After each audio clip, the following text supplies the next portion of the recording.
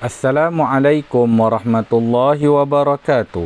Inna hamdalillah wassalatu wassalamu ala rasulillah amma ba'du.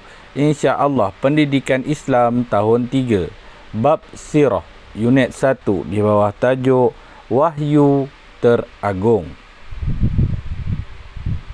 Baik, Wahyu Teragung, muka surat 98. Mari kita lihat di mana wahyu yang pertama diturunkan. Wahyu pertama diturunkan di Gua Hira. Di mana letaknya Gua Hira? Gua Hira terletak di Jabal An-Nur. Jabal An-Nur, iaitu terletak 32 km daripada Makkah. Keadaannya berbatu, berpasir dan kering. Ketinggian Jabal An-Nur ialah 640 meter. Di puncaknya ada Gua Hira. Tapi kini sudah disediakan tangga untuk memudahkan pendakian, kira-kira 600 anak tangga. Peristiwa penurunan wahyu pertama berlaku di Gua Hira. Boleh lihat di sebelah kanan keadaan Gua Hira. Jika kita dapat masuk ke dalam Gua Hira, keadaannya boleh seorang berdiri dan seorang duduk.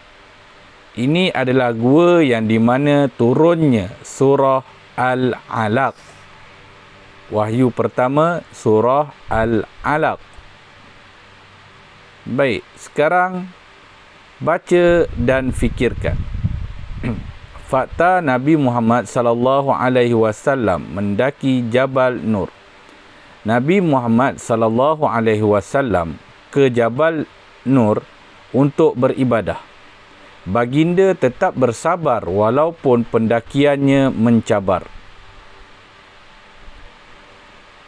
Penurunan wahyu pertama pada tarikh 17 Ramadan. Ketika itu umur baginda Nabi SAW 40 tahun. Malaikat pembawa wahyu iaitu Malaikat Jibril alaihissalam. Malaikat Jibril bertemu baginda ketika beribadah.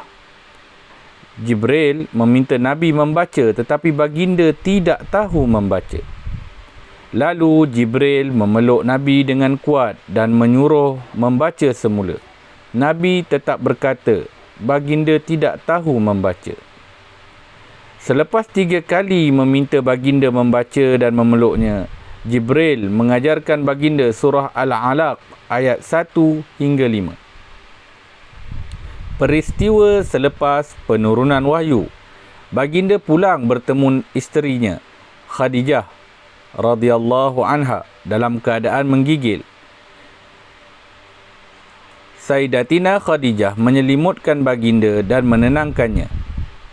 Sayyidatina Khadijah membawa baginda bertemu Waraqah bin Naufal, seorang paderi Nasrani. Menurut Waraqah, baginda telah dilantik menjadi Rasul sebagaimana yang dinyatakan dalam kitab terdahulu. Wahyu petunjuk jalan.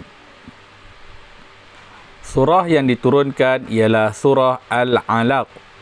A'udzu billahi minasyaitonir rajim. Bismillahirrahmanirrahim. Iqra bismi rabbikal ladzi khalaq. Khalaqal insana min 'alaq. Iqra wa rabbukal akram. Alladzi 'allama bil qalam. 'Allamal insana ma lam ya'lam. Shadaqallahul azim. Kepentingan wahyu. Medium untuk mengetahui perintah dan larangan Allah Subhanahu wa taala. Kedua, mematahkan hujah orang kafir. Ketiga, memberi penyelesaian kepada permasalahan manusia sepanjang zaman. Keempat, menjelaskan tentang perkara sam'iyat. Kelima, mengandungi iktibar daripada peristiwa terdahulu.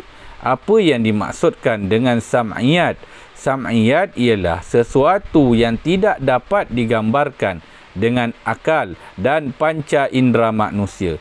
Hanya dapat diketahui melalui Al-Quran dan hadis. Kita boleh tengok antaranya perkara sam'iyat yang kita dengar tapi tak tergambar di akal kita ialah gambaran syurga dan neraka. Sekarang kita beralih kepada pengajaran peristiwa penurunan wahyu pertama. Yang pertama, Al-Quran ialah wahyu yang diturunkan kepada Nabi Muhammad SAW. Kita mestilah menjadikan Al-Quran sebagai panduan hidup bagi mencapai kejayaan di dunia dan di akhirat.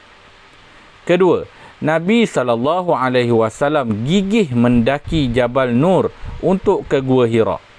Kita hendaklah mencontohi kesungguhan Nabi Muhammad SAW dalam melakukan semua perkara, terutamanya dalam beribadah. Ketiga, Nabi SAW beribadah kepada Allah Subhanahu wa taala walaupun masyarakatnya menyembah berhala. Kita mestilah berpendirian teguh dan tidak terpengaruh dengan anasir buruk yang ada di sekeliling kita. Walaupun kebanyakan orang kita melakukan perkara seperti menyembah berhala, kita hendaklah ikut cara baginda Nabi SAW dengan tidak terpengaruh dan berpendirian teguh. Yang keempat, wahyu yang pertama ialah Iqra, iaitu bacalah. Kita hendaklah tekun menuntut ilmu dan menjadikan amalan membaca sebagai tabiat. InsyaAllah. Sekian untuk hari ini. Assalamualaikum warahmatullahi wabarakatuh.